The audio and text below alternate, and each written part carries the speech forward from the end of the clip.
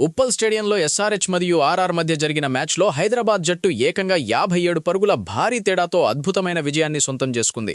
ఈ చారిత్రాత్మక విజయంలో అరంగేట్రం చేసిన కుర్రాళ్లు ప్రఫుల్ హింజే, షకీబ్ హుసేన్ల పాత్ర సువర్ణాక్షరాలతో లిఖించదగ్గది.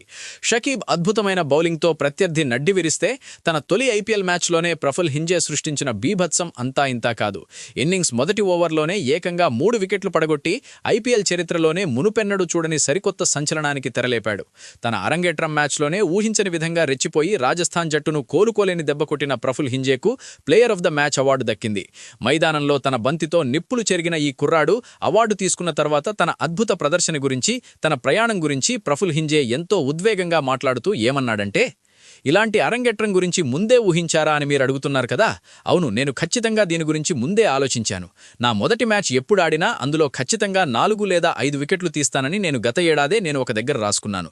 ముఖ్యంగా పవర్ ప్లేలో వీలైనంత ఎక్కువగా డామినేట్ చేయాలని నేను బలంగా అనుకున్నాను. నా మీద నాకు ఆ నమ్మకం ఉంది. ఇక నా క్రికెట్ జర్నీ గురించి చెప్పాలంటే, నేను 13 ఏళ్ల వయసులో క్రికెట్ ఆడడం మొదలుపెట్టాను. అసలు నిజం చెప్పాలంటే అప్పట్లో నాకు లెదర్ బాల్ క్రికెట్ అంటే ఏంటో కూడా సరిగ్గా తెలియదు. అలాంటి నేను ఈరోజు ఇలాంటి ఒక పెద్ద వేదిక మీద ఈ స్థాయిలో నిలబడడం నిజంగా చాలా గర్వంగా, సంతోషంగా ఉంది. నా ఈ సక్సెస్ని, ఈ అవార్డుని పూర్తిగా నా కుటుంబానికి అంకితం చేయాలనుకుంటున్నాను. నా ఈ ప్రయాణంలో వాళ్ళు నా కోసం ఎన్నో త్యాగాలు చేశారు. వాళ్ల కష్టం, వాళ్ల త్యాగాలే నన్ను ఈరోజు ఇక్కడ నిలబెట్టాయి. ఇక ఈరోజు నేను తీసిన వికెట్లలో నాకు అత్యంత సంతృప్తినిచ్చింది వైభవ్ సూర్యవంశీ.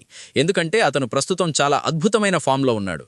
నేను అతన్ని మొదటి బంతికే బౌన్సర్తోనో లేక మరేదైనా డెలివరీతోనో ఖచ్చితంగా అవుట్ చేస్తానని మ్యాచ్కు ముందే నేను కొంతమందితో చెప్పాను. ఎలాగైనా మొదటి బంతికే అతని వికెట్ తీయాలన్నదే నా ప్లాన్. అదే వర్కౌట్ అయ్యింది.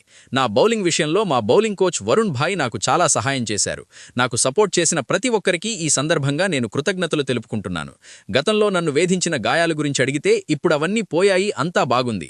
ఆ సమయంలో నన్ను చాలా బాగా చూసుకున్నందుకు ఎంఆర్ఎఫ్ యాజమాన్యానికి నేను ప్రత్యేకంగా ధన్యవాదాలు చెప్పాలనుకుంటున్నాను అని ముగించాడు.